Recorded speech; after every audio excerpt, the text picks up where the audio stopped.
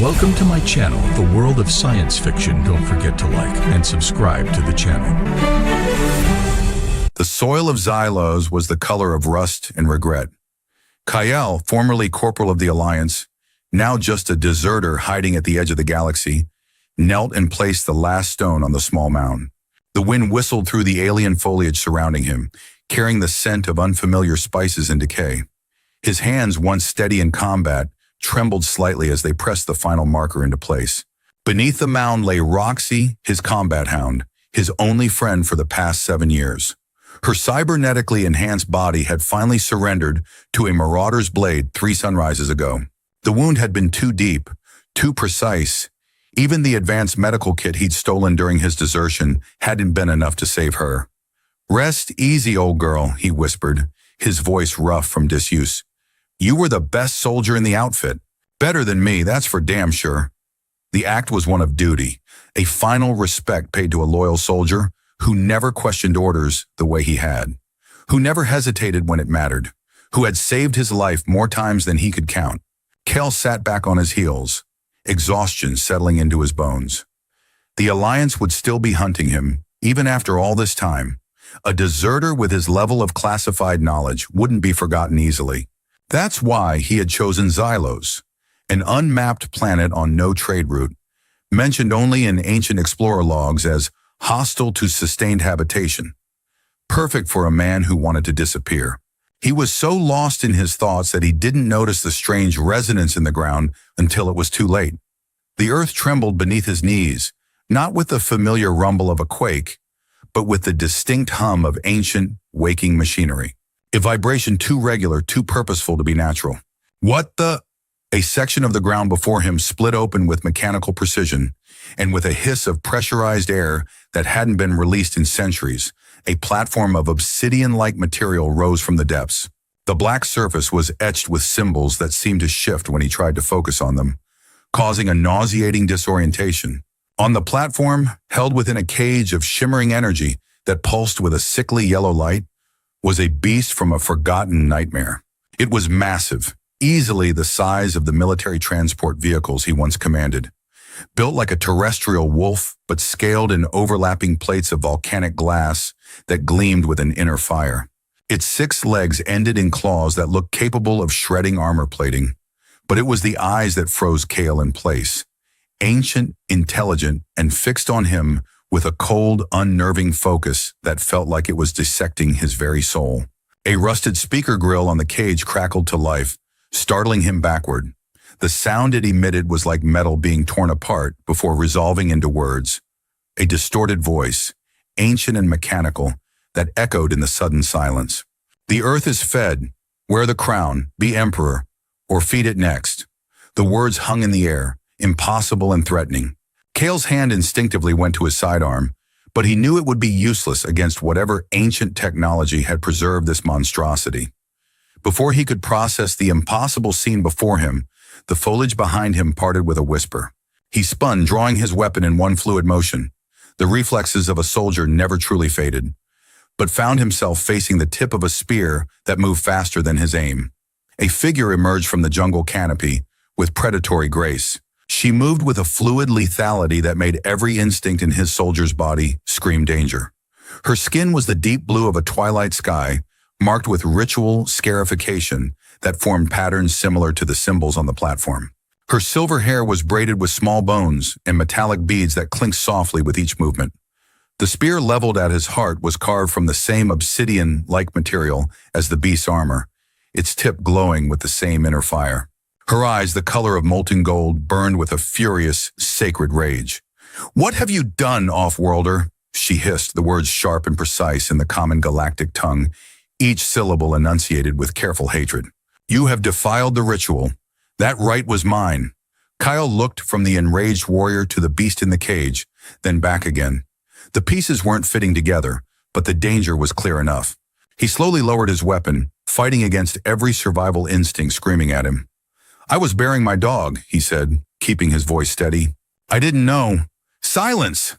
she snapped, the tip of her spear pressing just enough to dimple the fabric of his worn combat jacket. "You knew exactly what you were doing. The ground speaks of your deceit." Behind her, more figures emerged from the jungle. Warriors bearing the same blue skin and silver hair, armed with a mixture of tribal weapons and scavenged technology. Their expressions ranged from outrage to fear as they beheld the scene. "Zara," one of them called, his voice deep and resonant. "The crown has awakened. The ritual, it's complete." The warrior, Zara, didn't take her eyes off Kale, but her expression shifted from rage to something more complex, more devastating, something like despair. "Take him," she ordered, her voice tight with controlled fury. "The elders must hear of this blasphemy." Rough hands seized Kale's arms, disarming him with practiced efficiency. As they dragged him away from Roxy's grave, he cast one last look at the caged beast. Its intelligent eyes followed him, and for just a moment he felt something, a faint pressure at the base of his skull, like the beginning of a headache, or like someone trying to whisper directly into his brain. He had come to this world to be forgotten. Instead, he had just stumbled into the center of its history. The village was a marvel of adaptation and ingenuity that would have impressed Kale under different circumstances. It was built into and around the colossal bones of some long-dead leviathan, its massive ribcage forming natural arches that supported dwellings constructed from local timber and salvaged spacecraft parts. Spinal vertebrae the size of small buildings had been hollowed out to create communal spaces. The skull, perched atop a hill in the center of the settlement, had been converted into what appeared to be a temple or meeting hall. The warriors marched him through the village, where blue-skinned inhabitants stopped their work to stare. Children were hurriedly ushered inside, but not before they could point and whisper at his alien appearance. The adults' expressions were less curious, mostly hostile, some fearful, a few contemplative. They brought him to the Skull Temple, where he was forced to his knees before a semicircle of elders seated on carved bone thrones. Behind them loomed a massive mural depicting the same beast he had seen in the cage, surrounded by worshipful figures. Zara stood before the elders, her posture rigid with barely contained emotion. "Honored ones," she began, her voice now formal and controlled. "This off-worlder has interfered with the sacred ritual. He has activated the ancient machine and awakened the crown. The bond has begun to form." Murmurs rippled through the gathered clan members. One elder, a woman with silver hair streaked with blue, raised a gnarled hand for silence. "Bring forth the crown," she commanded. Two warriors entered, escorting the floating energy cage. The beast within seemed oddly docile now, its 6 legs folded beneath it as it observed the proceedings with those unnervingly intelligent eyes. "Off-worlder," the elder addressed Kale. "Do you understand what you have done?" Kyle met her gaze steadily. "Number Y was burying my companion. Nothing more."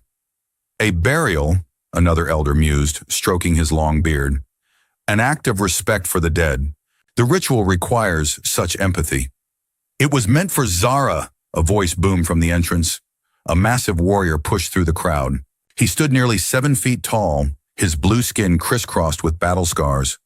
One eye replaced by a crude cybernetic implant that glowed red in its socket.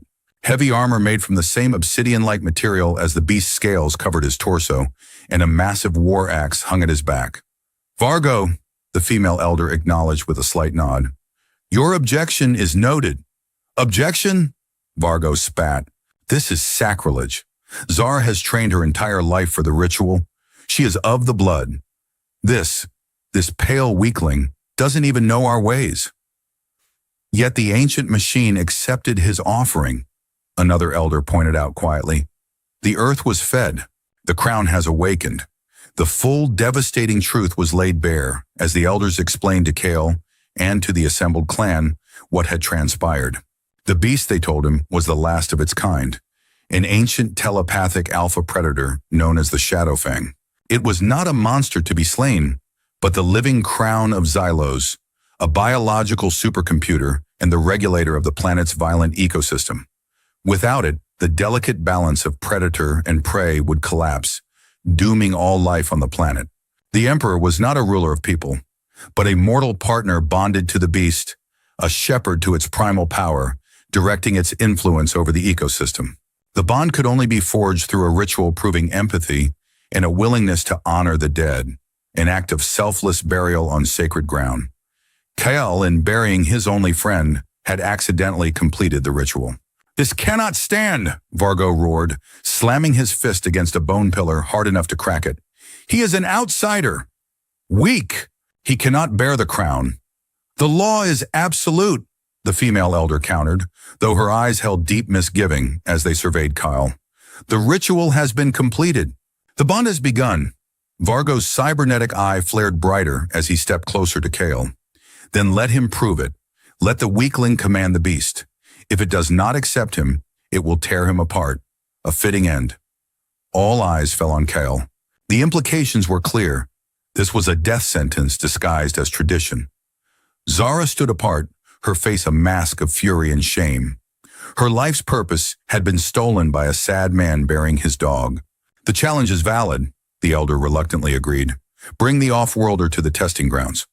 As they marched him out, Kale caught Zara's eye. To his surprise, it wasn't hatred he saw there now, but something more complex, a mixture of resentment and pity. You should have run when you had the chance, she muttered, just loud enough for him to hear. Now you'll die for nothing. The testing grounds were a circular arena formed by the curved ribs of the Leviathan skeleton. The clan gathered around the edges, their faces solemn. In the center stood the energy cage containing the Shadowfang. Cal was shoved forward, stumbling into the arena. Command the crown, Vargo called from the edge of the circle, his voice dripping with mockery. Show us your divine right, Emperor? Cal approached the cage slowly. The shimmering energy field crackled and hissed, casting yellow light across the packed dirt. The Shadowfang rose to its full, terrifying height, a low growl rumbling in its chest. Up close, Cal could see that the obsidian scales were actually translucent, revealing pulsing energy beneath, like magma flowing under black glass. But Cal didn't see a monster. As he looked into those ancient eyes, he recognized something he knew intimately. The same profound grief and loneliness he had seen in the mirror every morning for years. The weight of survival when everything else was gone. He ignored the clan, ignored Vargo's taunts. He ignored even Zara's watchful gaze. He looked directly into the beast's intelligent eyes and saw himself reflected there. I'm sorry for your loss, Cal said, his voice quiet but clear. The words were for the beast but also for himself. I know what it's like to be the last one left. Murmurs of confusion rippled through the crowd. Command it, someone shouted. But Cal didn't command. He didn't try to dominate. He simply stood before the cage, his own grief an open wound. In his mind, he saw Roxy, saw his old squad, saw the faces of all those he had failed to save. He didn't try to hide this pain. Instead, he offered it up like a gift, one lonely soul recognizing another. You and me, he continued softly, we're both just trying to survive in a world that's moved on without us. To the clan's utter shock, the Shadowfang lowered its massive head. The growl faded to a rumble that might almost have been a purr. The energy cage flickered once, twice, and died.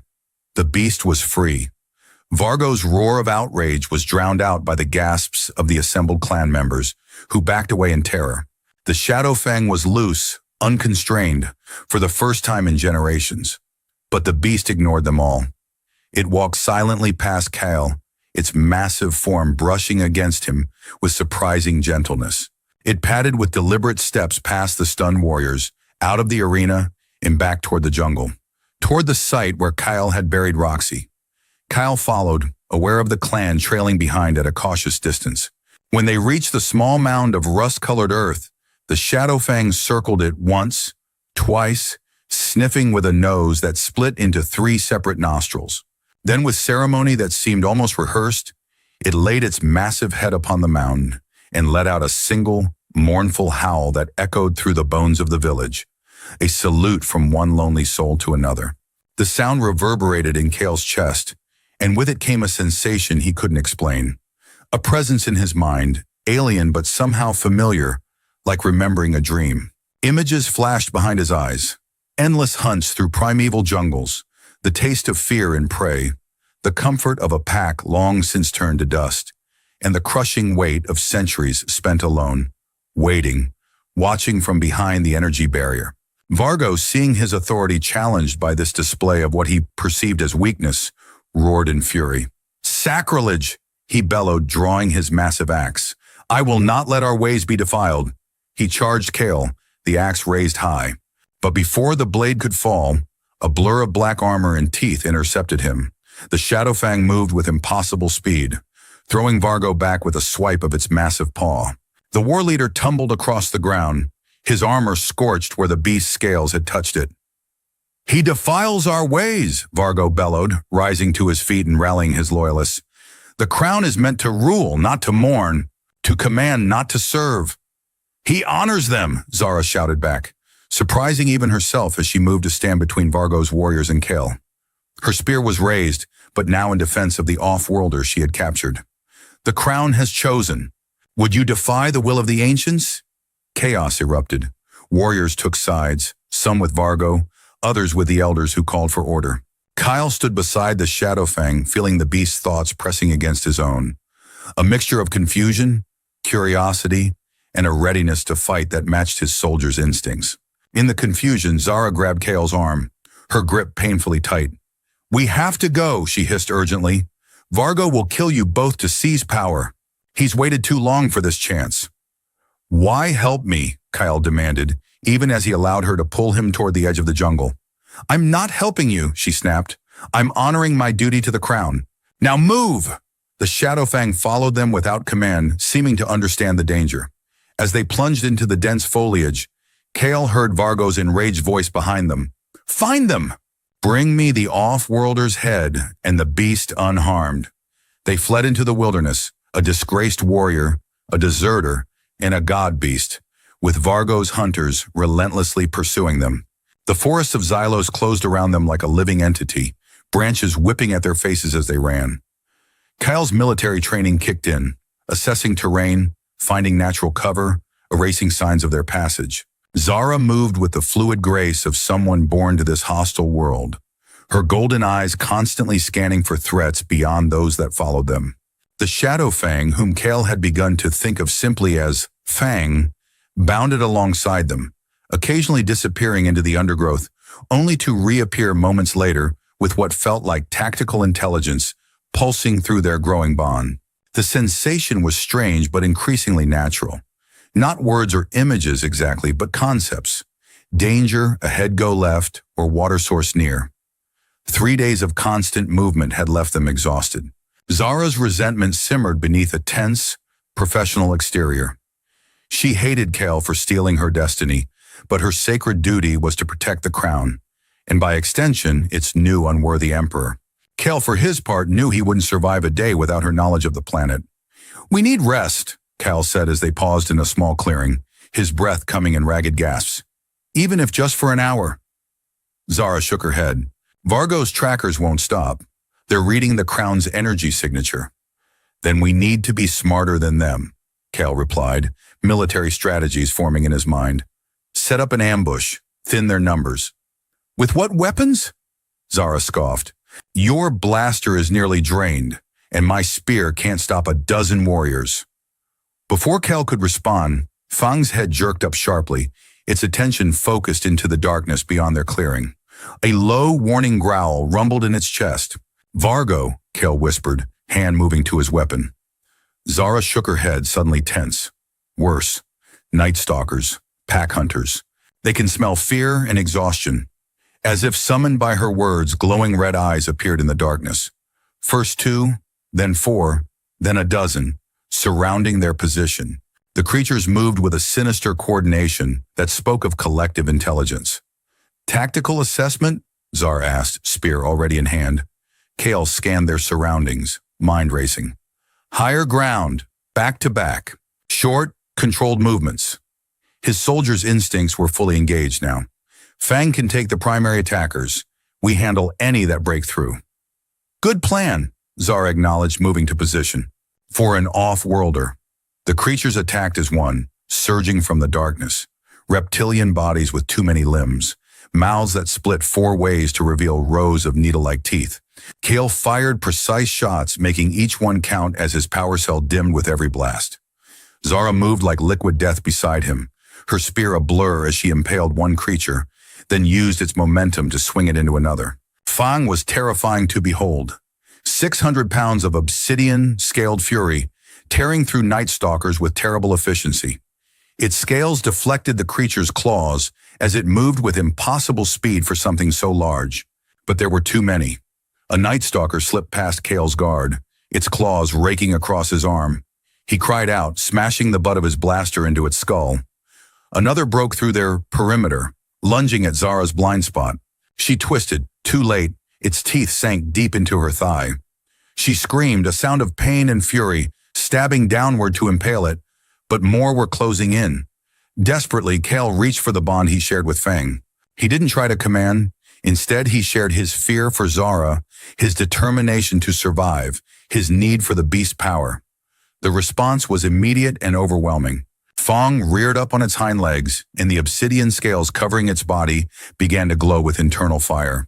With a roar that shook the very air, the beast released a wave of energy that rippled outward in a concussive blast. The Night Stalkers were thrown backward, their bodies smoking where the energy had touched them. Those that could still move fled into the darkness. In the sudden silence, Kale rushed to Zara's side. The bite on her leg was deep, already turning an alarming shade of purple around the edges. "Poison!" she gasped, her face contorted with pain. "I need the blue moss that grows on the north side of the great trees." "I don't know what that looks like," Kale admitted, tearing strips from his jacket to bind the wound. To his surprise, Fang nudged him aside. The beast sniffed Zara's wound, then looked up sharply, projecting an image through their bond. A massive structure silhouetted against the night sky. Not far. Shelter. Safety. Medicine there. "Can you walk?" Kale asked Zara. "Do I have a choice?" she replied through gritted teeth. He helped her up, supporting her weight against his side. "Fang knows somewhere we can go." "Not far." They moved painfully through the jungle, following the Shadow Fang's lead. Zara grew weaker with each step, the poison spreading visibly through her veins. Just when Kale thought they would have to stop, the trees opened up to reveal their destination. The ruins of an ancient observatory, its massive dome cracked open like an egg. The structure somehow both alien and hauntingly familiar. Fang led them inside through corridors that might once have housed advanced technology, but now lay in ruins. Zara's breathing grew more labored, her skin taking on a grayish tinge beneath its natural blue. "Stay with me," Kyle urged her as they reached what appeared to be an old control room. He lowered her carefully to the floor. Fang disappeared deeper into the structure, returning minutes later with a mouthful of phosphorescent blue moss that glowed with an inner light. The beast dropped it beside Zara, then nudged Kale's hand, projecting images of how to apply it. Under this strange guidance, Kale pressed the moss to Zara's wound. The plant seemed to liquefy on contact, seeping into the punctures.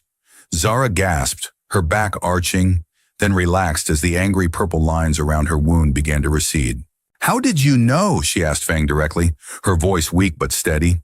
The beast merely blinked its ancient eyes, but through their bond, Cal received a flicker of memories.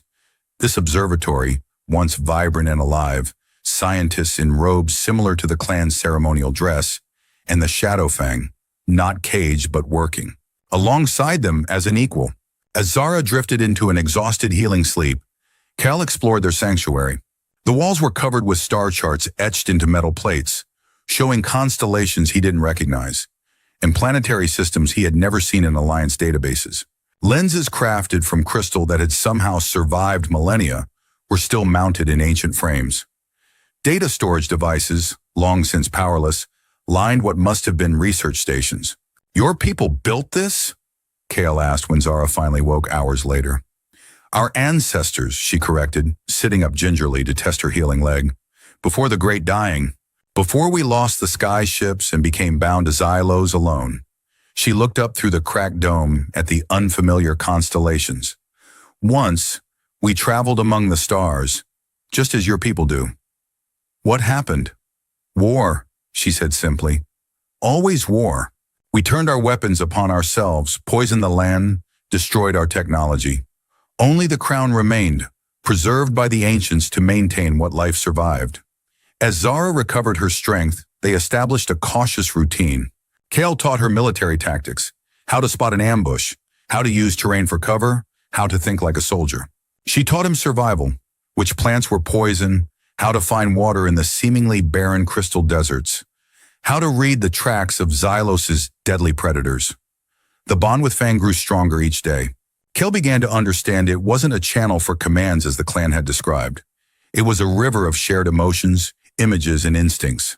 A dialogue, not a hierarchy. On the seventh night, huddled by a fire in the control room while Fang kept watch outside, the walls between them began to crack. "I was a soldier," Cal admitted. "Alliance Special Forces. My unit was ordered to sacrifice a civilian colony to stop an outbreak. Thousands of innocent people. I refused. Got my squad killed in the process. Been running ever since." "You defied orders to save innocents?" Zara asked, studying him with new eyes. "And failed," Kale added bitterly. "The Alliance bombed the colony anyway. My squad died for nothing." "Perhaps that is why the Crown chose you," she said, her voice softer than he had heard before. "The Emperor must value life above power." She, in turn, spoke of the crushing weight of her destiny, a life spent in brutal training to become a vessel for the Crown, a life without choice. "From the moment I was identified as having the blood gift, my life was not my own," she confessed. "I was to be a tool, not a person. I would have ruled, yes, but also been ruled by tradition. When you were chosen, I was angry, but I was also relieved." "And now?" Cal asked. "Now I am a traitor to my clan," she said with a bitter smile. "But for the first time, my choices are my own." The conversation might have continued, but a distant sound caught their attention. The distinctive whine of repulsor engines. "Vargo," Zara whispered, immediately on alert. "He's found us." Kyle moved to the shattered window, peering out carefully. In the valley below, he could see lights moving in formation. Too orderly to be natural, too numerous to be a small scouting party. How did he track us across such distance? Kyle wondered. Zara's expression darkened. The crown, its energy signature is unique, detectable with the right equipment. Equipment that should have been lost generations ago. Unless someone preserved it, Kyle finished the thought. Someone planning a coup. Fang appeared in the doorway, its mental presence urgent. Through their bond, Cal received a jumble of impressions. Danger approaching from multiple directions, old memories of pain associated with certain frequencies, a desperate need to move. "We need to go," Kyle translated. "Now." But Zara shook her head grimly. "There's no time. They've surrounded the observatory. This is where we make our stand." Vargo's forces moved with military precision that confirmed Kale's suspicions. The war leader had been planning this for a long time. They deployed in a tightening circle around the observatory, using salvaged Alliance tech that looked disturbingly familiar to Kale. "That's Alliance Special Forces equipment," he muttered as he watched through a crack in the wall. "Sonic disruptors, shield generators. Where the hell did he get that?" "The clans have always scavenged from crashed ships," Zara replied, checking her spear. "But Vargo has been hoarding the best finds for years, building his power base." A voice boomed through an amplification system, echoing against the ruined dome. "Surrender the crown, deserter. Face justice for your sacrilege." "He doesn't want justice," Zara said bitterly. "He wants control. With the crown, he could unite all the clans under his rule. No more councils, no more shared power." Kel's mind raced, analyzing the tactical situation with the expertise born of years of combat. They were outnumbered, outgunned, and cornered.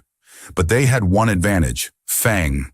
Through their bond, he shared his assessment with the beast, not dictating a plan, but offering his soldiers' perspective. The response surprised him, not just agreement, but additional insights. Fang knew this structure, knew hidden passages that had collapsed long ago but could be cleared, knew weaknesses in the foundation that could be exploited. "There's a way out," he told Zara. "Underground. Fang knows the way." She looked at him skeptically. "You can communicate that clearly?" "It's getting stronger," he admitted. "The bond, it's not just feelings anymore.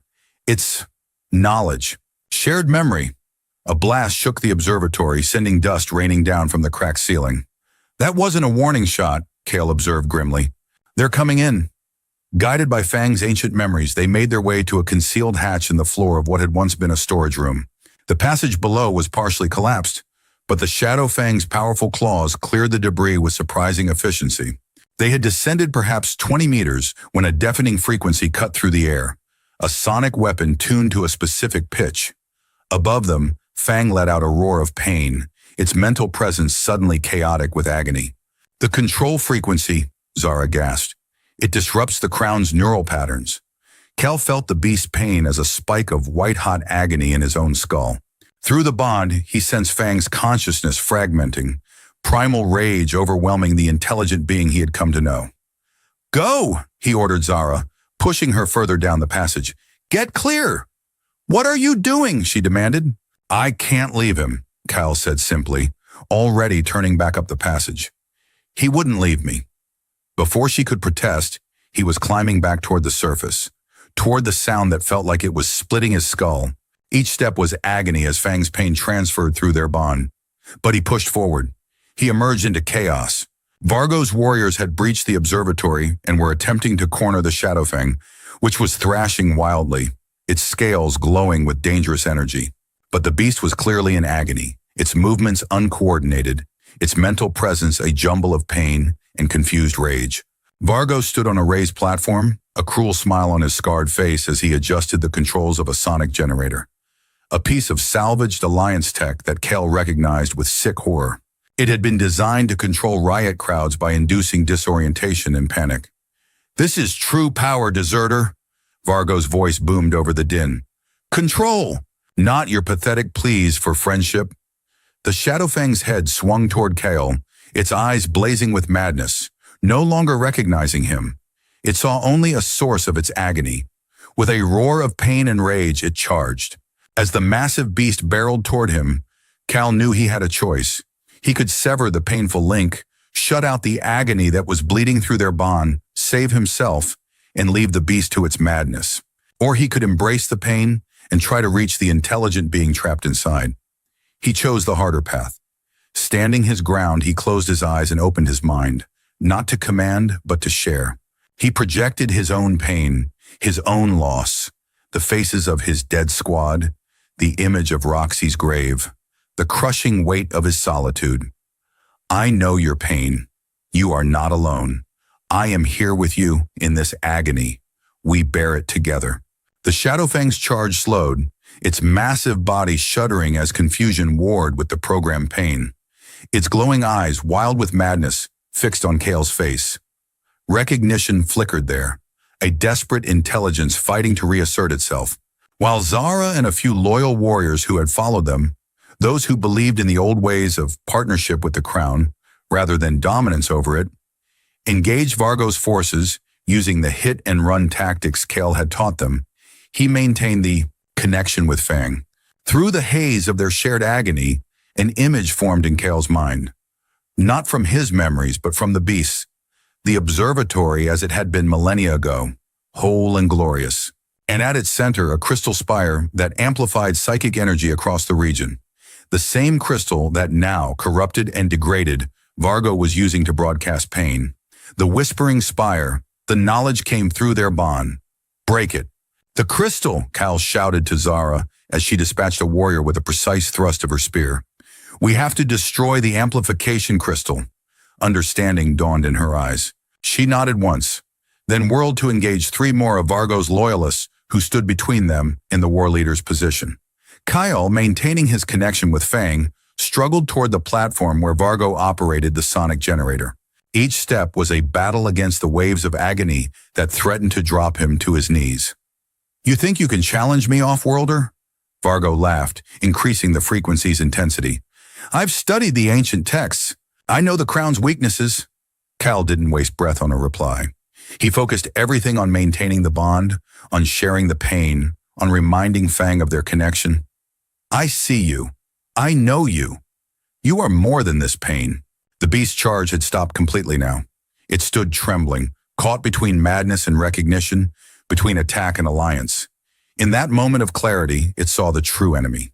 With a deafening roar that was both rage and liberation, the Shadowfang spun and unleashed its full power not on Kale, but on the whispering spire itself.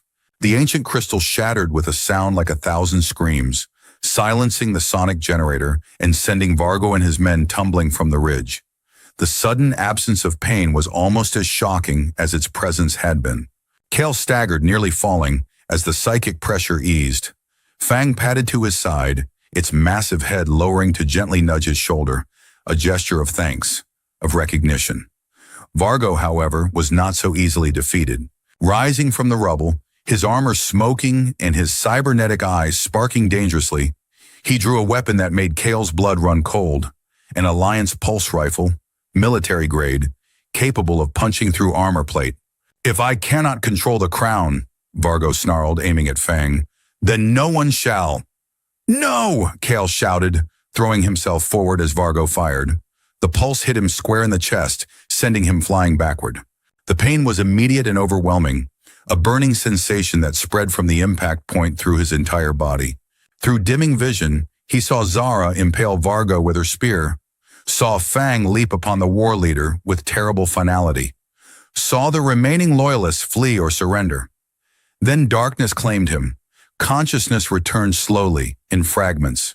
Pain, the scent of unfamiliar herbs, voices arguing in hushed tones, the cool touch of a damp cloth on his forehead. And through it all, a steady, reassuring pressure in his mind that he recognized as Fang's presence. When Kel finally opened his eyes, he found himself in a small hut constructed of woven branches and salvaged metal.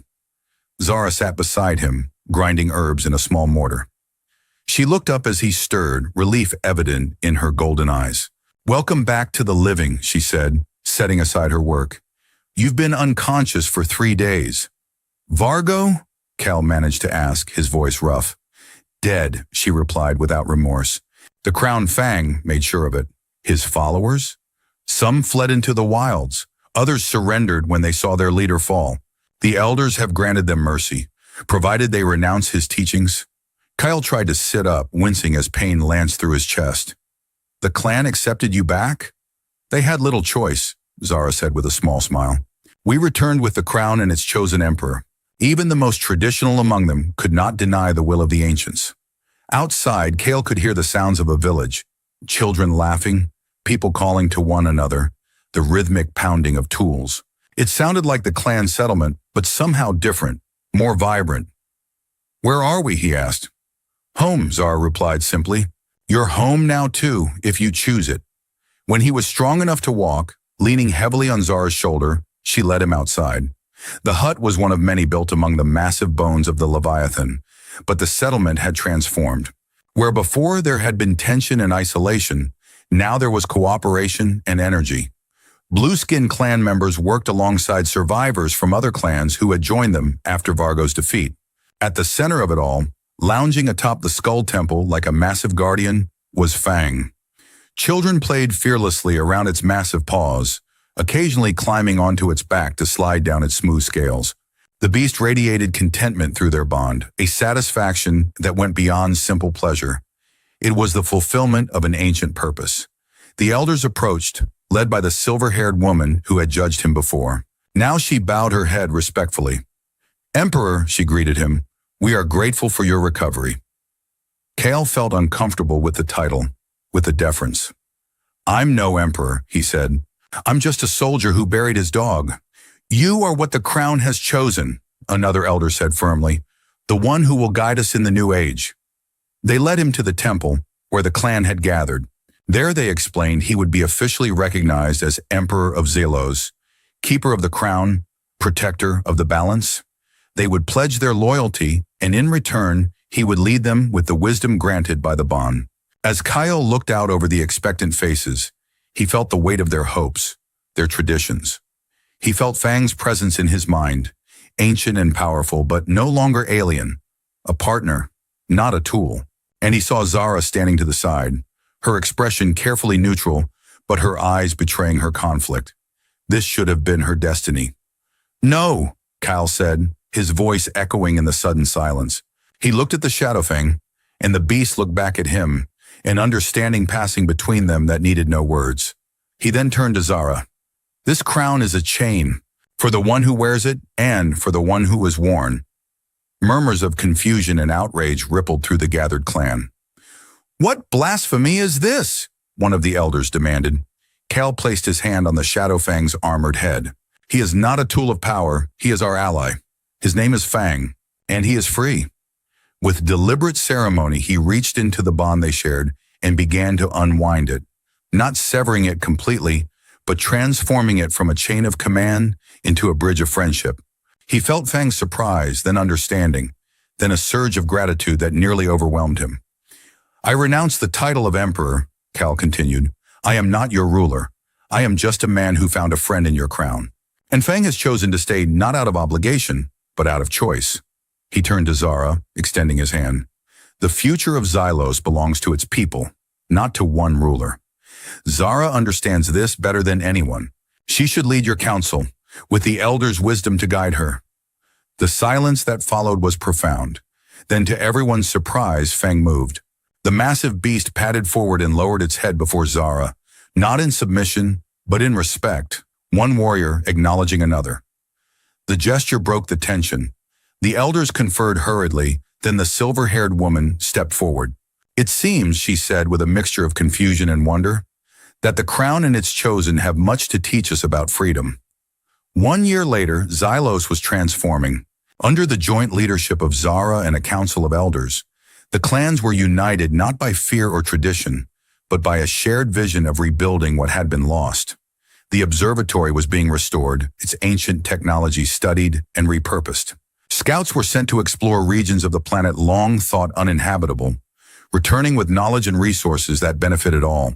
Vargo's remaining loyalists were not executed as tradition demanded, but exiled to the healing grounds, sentenced to learn the empathy they so despised by caring for the clan's sick and wounded. Some had already begun to change, their perspectives shifted by daily contact with suffering and recovery. Kyle remained not as a ruler, but as an advisor, a bridge between worlds. He shared Alliance tactical knowledge, helped design defenses against the planet's predators, and occasionally mediated disputes between clans with different traditions. He never fixed his ship. He no longer needed to. He had found his purpose not in escaping his past, but in building a future. The bond with Fang remained, transformed but unbroken.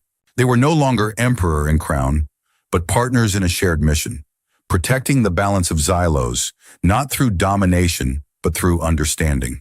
The Shadowfang roamed freely, sometimes disappearing for weeks to tend to some ecological imbalance, but always returning to the settlement that had become home.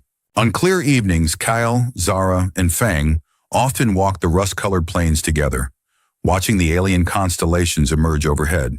Not an emperor with his crown and his guardian, but a family, a broken soldier who had found purpose, a warrior who had found her own path, and a great beast who was, for the first time in millennia, no longer alone. "Do you ever think about leaving?" Zara asked one night as they sat atop a ridge overlooking the valley where they had once fought for their lives. "Going back to the stars?" Cal looked up at the unfamiliar constellations, then down at Fang, sleeping peacefully beside them, then finally at Zara herself, fierce, brilliant, and no longer burdened by destiny. "No," he said simply. "Everything I need is here." He hadn't found a way off the planet, he had found a reason to stay.